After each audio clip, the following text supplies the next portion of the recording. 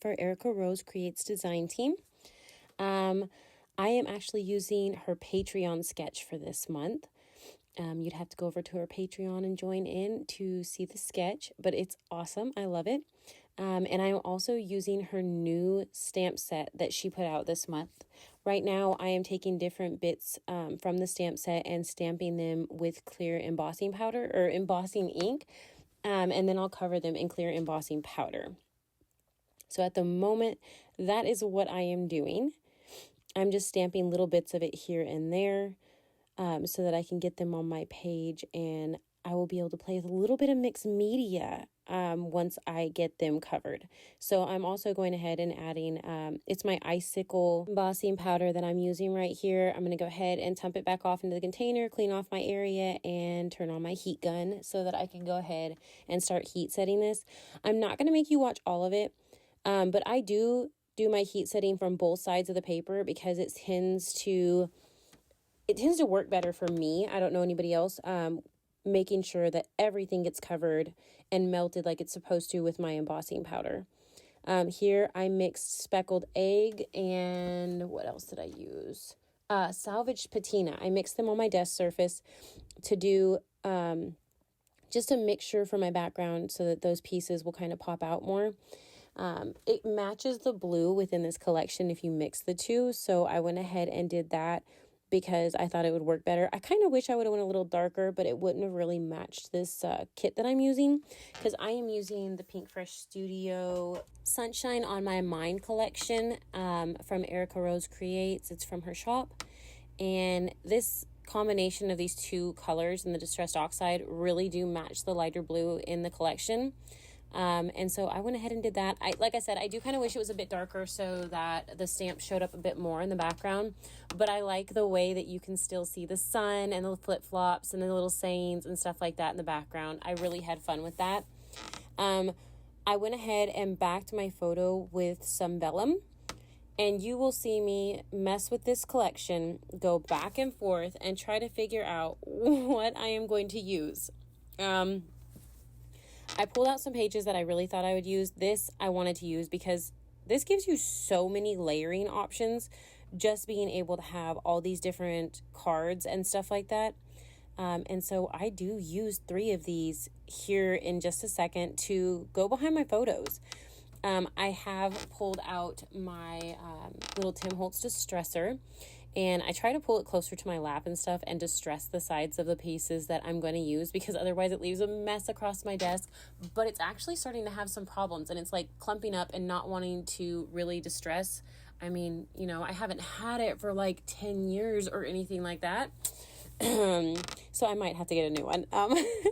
So I went ahead and distressed all those pieces and layered them behind my photo. Haven't stuck them down yet or anything.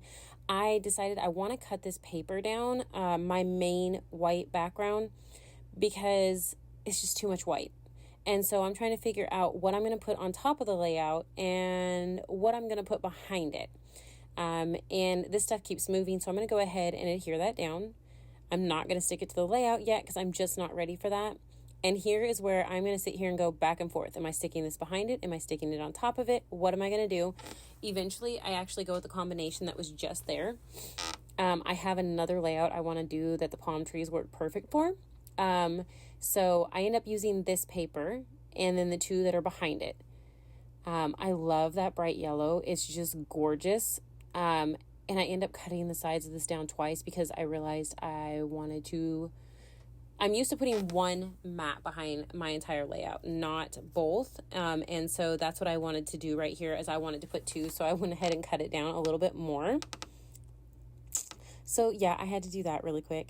And then I will go ahead and gut the center of both of my pages because I want to still be able to use what's left of those papers. I love them. They're gorgeous. I want to be able to use them. So if I get the chance and I can, I will go ahead and do that. If I have more of it and it's not a big deal, I won't bother to do it, but I don't have any more of this right now. So like I said, I want to make sure to go ahead and save that and be able to use it for another layout here before too long, or even my memory planner. Because I'll keep some of the smaller pieces sometimes to be able to use in my memory planner too.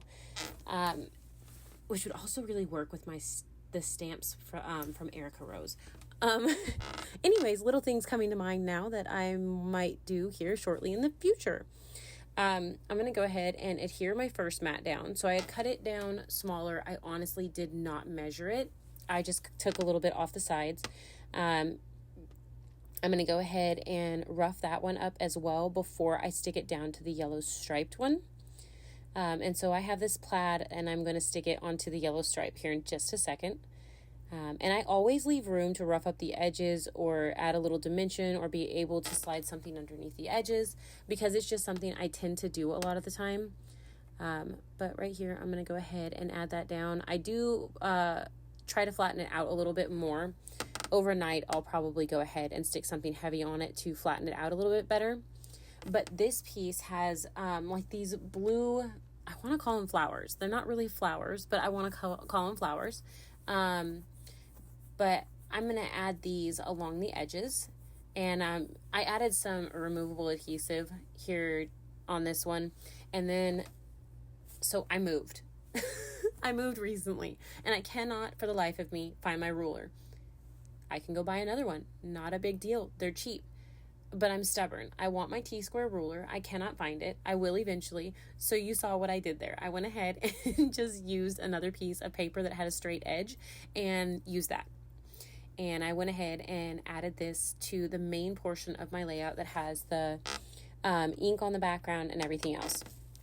I'm sorry for the squeaking of my desk. Again, another new thing since I moved. New desk, new setup, and as you can tell, it has it's a trial and error. So I'm going to have to figure out my camera again because moving my new desk when I move around or stand up, it seems to move my camera. So I do apologize for that. But I roughed up the edges of those pieces that I added to the layout as well. And here I am. I'm going to start going through the ephemera pieces. And I will throw, a bunch of them up there to the right-hand side that I think I might use. And then there's my title. It's Hey Sunshine.